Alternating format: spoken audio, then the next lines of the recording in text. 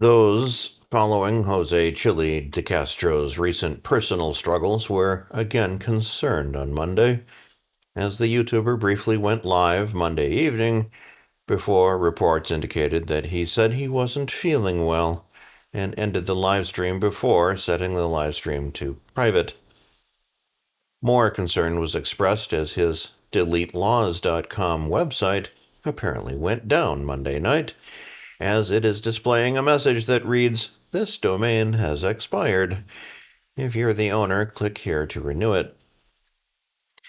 While DeCastro is not currently at risk of losing the domain and has not appeared for sale on domain registrars, it is unclear why DeCastro would take such a risk with a source of income now that he says YouTube has greatly reduced his ability to profit from its platform.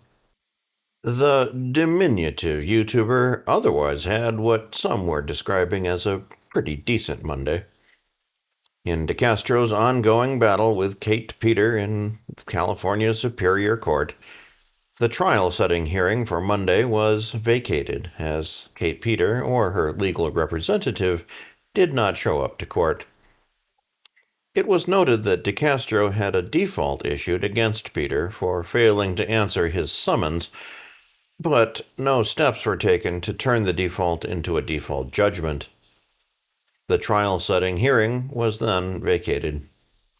The judge set the next hearing date for September 17th, 2025, 6 days after DeCastro's 51st birthday, for a hearing described as an order to show cause regarding entry of judgment pursuant to the motion for terminating sanctions on July 3rd, 2025. This is apparently in reference to Judge H.J. Ford III's decision to grant Michael Blue Bacon Peratini's request for terminating sanctions, and to dismiss him as a defendant with prejudice from the same case.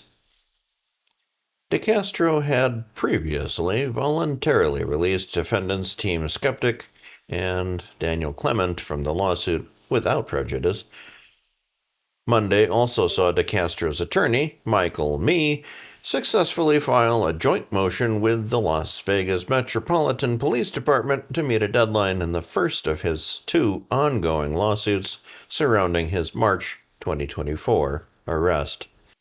Mee had previously failed to lead the development of the joint proposed pretrial order in a previous deadline for the document. The separate pretrial orders were rejected by Judge Andrew Gordon, who issued the following order. The parties shall confer as required in Local Rule 16-3. DeCastro's attorney must take the lead in preparing the proposed joint pretrial order, and the parties must submit a joint pretrial order that complies with Local Rules 16-3 and 16-4 by July 14th, 2025. Proposed joint pretrial order due by July 14th, 2025. Signed by Chief Judge Andrew P. Gordon on June 24, 2025.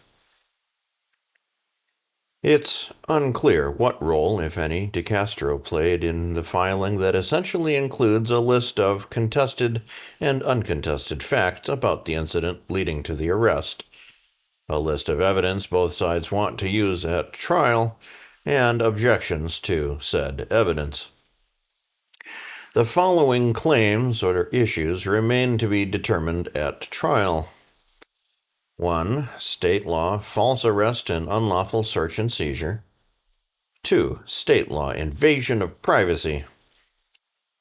3. 42 U.S.C. 1983, excessive force and state law, excessive force and battery. 4. 42 U.S.C. 1983, failure to intervene. 5. 42 U.S.C. 1983, First Amendment and Nevada state law free speech violation. 6. 42 U.S.C. 1983, First Amendment retaliation.